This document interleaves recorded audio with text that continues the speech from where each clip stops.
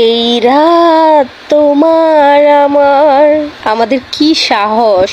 আমাদের ফুচকা খাওয়ার পিনি করছে। গ্রামের বাড়িতে আমরা এখন রাত 8টা বাজে ফুচকা খাওয়ার জন্য বের হইতেছি। ও বাবা রে, কি অন্ধকার! আর এই দুইটা পিচ্ছির এত বেশি পিনিক, আহারে ওদেরকে যে সহ্য করা কত মুশকিল। যাই হোক, অবশেষে আমরা বাজারে চলে আসছি ফুচকা খাওয়ার জন্য, কারণ গ্রামের মধ্যে সবকিছু বাজারেই পাওয়া যায়, বিশেষ করে ফুচকা বলো আর যা যা বলো ইত্যাদি ইত্যাদি। তো আমরা ফুচকার জন্য ওয়েট করতেছি, আর এই ছোট্ট পিচ্ছিটা বলতেছে আম্মু ফুচকা দিবে কখন, কবে দিবে। অবশেষে আমাদের ফুচকা চলে আসছে, সবার আগে পিচ্ছিটাই আসে।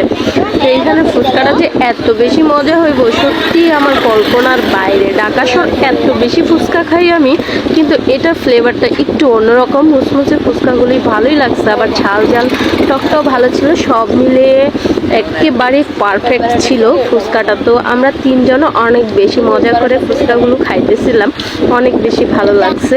আর এই পিচ্ছিটা যেহেতু অনেক কষ্ট করে আমরা রাত্রে করে বের হয়েছি অন্ধকারের মধ্যে অনেক সাহস নিয়ে, তো আজকে এখানে যা যা পাওয়া যায় সব কিছু খেয়ে নিব, পোকামাকড় যা থাকে সবই খেয়ে নিব। তো ফুচকাটা অনেক বেশি মজার ছিল, এটা তো তোমাদের বললাম। আর সবচেয়ে বেশি খুশি ফুচকা খেয়ে আমাদের মিমবড়ি আর আমাদের পাকা বুড়ি, ছোট বুড়ি। তো ফুচকাটা অনেক বেশি মজার ছিল। এখন জালমুড়ি খাবো। এখানকার জালমুড়ি যে এত বেশি মজার হবে এটা কল্পনার বাইরে ছিল।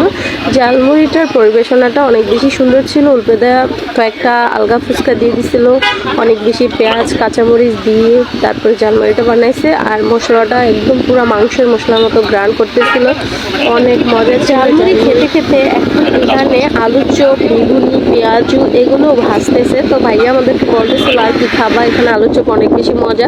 তো প্রথমে একটা আমাকে দিল, খাইয়া দেখলাম অনেক বেশি মচমচে এবং মজা। পরে বললাম আচ্ছা অল্প করে নিয়ে আসো, পরে নিয়ে আসছে। তো আমরা আলুর চপ দিয়ে এখন সুন্দর সুন্দর জালমুড়ি খাচ্ছি, অনেক মজা করে ঝাল ঝাল, ভালোই লাগতেছিল। এরপর আমরা চলে যাব চা খেতে। ভাইয়া বলতেছিল চা খাবা, এখানে অনেক মজার মজার চা আছে। তো চলে আসলাম চা খেতে। এটা গরুর দুধের চা, আর এই উপর দিয়ে আলাদাভাবে একটু সর দিয়ে দেয়। তো খেতে অনেক বেশি মজা। আমাদের মিম তো অনেক বেশি খুশি, তো আমি অনেক বেশি খুশি। ভাইয়াকে তো আমরা ভিডিওতে নিতে পারি না, তাই তার হাতটাই একটুখানি নিলাম। সুরভি পুরি তো চা খাবে না, তাই আমরাই খেয়ে নিলাম তিনজনে। তো সুরভির জন্য আলাদা চিপস নিতে হবে। চাটা এত বেশি মজার হবে এটা আমার ভাবনার বাইরে ছিল। আমি ভাবছি কেমন না কেমন হয়, একটু খাওয়াই যায়। তো ভাইয়ার মুখে শুনে বললাম যে একটু খাওয়াই যায়। পরে খেতে এসে দেখি অনেক বেশি মজা। তো মজা করে আমরা চাটা খেয়ে নিলাম, তারপরে এখান থেকে কয়েকটা চিপস নিলাম, নিয়ে তারপরে এখন আমরা চলে যাব। আর আজকে আমি লাল ড্রেস পরছিলাম, দেখতে অনেক বেশি সুন্দর লাগতেছিল। আর সুরভি নাচানাচি করতেছে, একটু ফ্যাশন করতেছে। না সব জায়গায় একটু ঢং সং বেশি, আমরা যেখানেই যাই সেখানে না একটু বেশি ডং সং করতে চেষ্টা করি, কিন্তু আসলে ডং তো আমাদের ফেসের সাথে যায় না, তাই ডংটা তেমন একটা মানায় না।